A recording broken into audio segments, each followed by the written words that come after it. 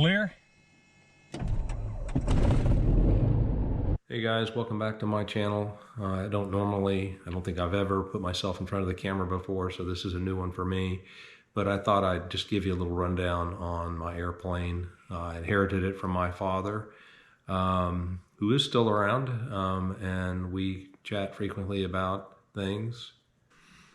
In this video, I'm going to share a little bit about the RamAir that we installed on the aircraft. But before I get there, I was going to tell you a little bit more about the aircraft. How I got it, when it was made. It's a Lancair ES. Actually, they consider the Super ES. When they first came out, they had two flavors. You had the regular ES, which was a 360 cubic inch Continental 6-cylinder as the standard option, and an upgraded option with the IO550. At the time, back in the late 90s, the IO550G was the standard that they offered for the Super ES. Now the G model is derated to 280 horsepower. I'm not sure of its original intent, but you find them in a lot of the Moonies, and that's where I found a lot of the information about upgrading the performance from a G to the N model, which is what most of these aircraft can be found with. So it doesn't have the IO550N, it has the G. But I reached out to Continental when I first got the aircraft and saw how could I improve the performance close to the end. And what Continental told me was basically the only difference that I needed to contend with was the fuel flow and the RPM. And so they just said, if you just set it to the N specific fuel flow, you'll approach, if not be right at the N model, and you won't have any issues. I think there's a lower compression on my motor as well, so maybe you don't quite get to 310 horsepower. But so we set out last year to, well, it wasn't the last year, it was in 2021. We upgraded the fuel system and reset the fuel flow to the N levels and set the RPM. We thought statically we had it set at 2,700, although all I've been able to see is 2,600. And so we probably need to go back and fiddle with that. But right now, I'm pretty pleased with the performance I see at 2,600 and the fuel flows that I'm seeing today. And you really only need it for high density altitude, which is where I saw my original concern and said, hey, I want to address that. You can go back and find some videos on my performance pre and post changing those settings. Anyway, today I'm going to tell you a little bit about the RamAir that I bought, and then what the airplane had before I put it on there. I'll show you that. And back then, again, late 90s, when my father built the kit, there wasn't an option for RamAir. In fact, they didn't give you anything. So I've seen some of these kits where someone just slapped a K&N in filter right on the front of the throttle body. I don't think that's very effective. What my father made was a glass setup for what he considered filtered and not unfiltered air. It didn't have any ram impact. In fact, when you'd push the lever in, nothing happened, no difference. And so I've seen a lot of these aircraft with the setup that I'm going to show you here in a minute. And so I set out to see if I could find one. I found one that somebody had laying around. In fact, people took them off when they first put them on because they'd see some cooling issues, especially on the number 6 and number 2 cylinders. The intakes on the Lancairs, are pretty small. Again, that's what affords the higher performance. They're very efficient, but you have to monitor that. Here you can actually see the original setup that my father built. It's made out of fiberglass. Actually, a very nice part. People have complimented on it. Like I said, there was nothing available at the time that he was putting it together. People would just slap that K&N filter right there on the front of the engine or the throttle body. I still see those today. Here's a shot of the new RamAir that we put on the plane. It has a different K&N filter. In fact, this one's a smaller outside diameter, so it would fit under the cowling further. it sits a little bit higher on the motor than the other one, which set a little further down towards the front of number 6 cylinder.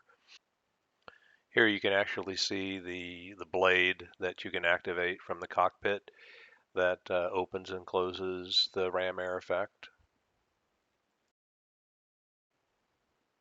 In this next picture, you can actually see there is a little channeling that they've welded into the RamAir so that keeps the airflow kind of redirected down towards the throttle body, but it actually restricts some of the air coming in from the filtered side. The idea was to not have the RamAir just bleed off into the filter and therefore reduce the effect. Unfortunately, what I think this is causing is a little bit of loss in manifold pressure when it's on the filter. And I'll demonstrate that on one of the takeoffs I made where actually I would see 27 inches of mercury where normally I saw about 28, 28.2 statically on the ground. And I did a takeoff just to test it. And right at the end of where you'll see it in the segment where you can see me actually throw the RamAir open and the instant improvement in manifold pressure. So I think that's a sacrifice I'm still working through right now, and we'll see if that one lasts. In this shot, you can actually see the cooling mod we did for the number 6 cylinder last year in 2021.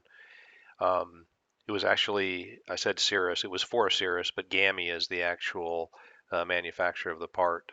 And beyond just a simple hole there, it actually channels the air back down on the underside of the cylinder head as well. When we actually went to test fit the RamAir, I was shocked at how much it overlapped the entire intake, as you can see in this shot. So we had to make a modification. We cut probably 2.5 to 3 inches off of that. In this next shot, you can see where it just kind of peeks out the side of the intake, and that's what's on the aircraft today. So yeah, I think I'm pleased with the modification we made. In this first shot, you'll see my very first test flight with the new RamAir on, and the cable lever on the far right hand side, you can see it open. That's actually filtered air. And I think you can see right there in the engine instruments that I'm right at 27 inches of mercury. Normally I'm statically around 28, 28.2. But yeah, on this flight I was 27. So I said, I'm going to go back and see what it does when I'm actually sitting at, well, actually when I put the RamAir effect on and see if I gain that back. So in this next clip, you'll see that's exactly what I did. And it's not quite as clear because the sun's sitting in a different way. We're taking off on 3.5 on this video, but I quickly went over and reached, and it was set at 27, and it immediately went to 28, 28.2, which is what it was statically on the ground with the engine off. So definitely there's a sacrifice where I described that channeling effect. We'll see what it looks like in the summer months. 178 knots,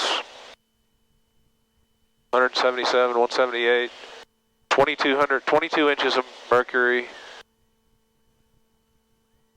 16.3 fuel flow, 22.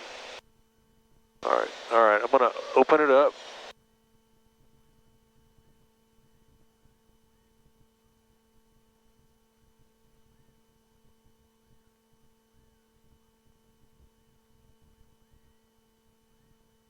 That's an inch. That's 1 inch of mercury. Or manifold pressure.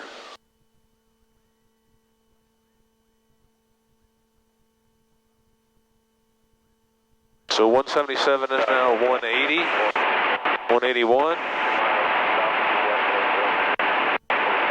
183, 182.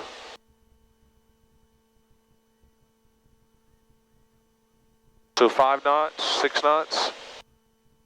And an inch of manifold pressure.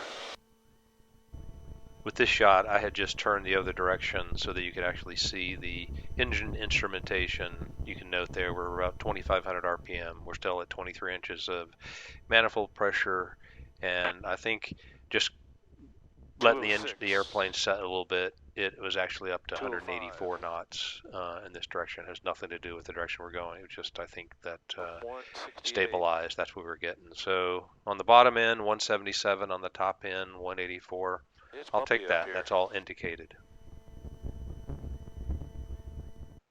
In this next video, it's a different day. We're at 6,600 feet, 2,400 RPM versus the last video is 2,500 RPM. We're doing about 185, 186 knots indicated, and when I put the filtered air on, I only saw an indicated half an inch degradation there in manifold pressure and indicated speed. Although I really didn't let it settle down in this video, it looked like it lost about 3 or 4 knots indicated. Now I have the airplane trimmed out at Lena Peak, and we're sitting at, again, 2,400 RPM, 23.5 inches of manifold pressure, and cruising anywhere from 178 to 180. Now, I don't have it in the video because I actually didn't do it. I didn't actually put the filtered air back on, but I had gone up on a different day, and same manifold pressure, same settings, and the experience was 171 knots. And you can see that my notes in my hand right there. And just because I love landing this airplane, I thought I'd leave you with the landing on the first day we did some testing. So thanks for watching, and if you haven't, please subscribe and like my channel, and I'll continue to add some more content. Pogue traffic. Lima Whiskey on final 17 Pogue traffic.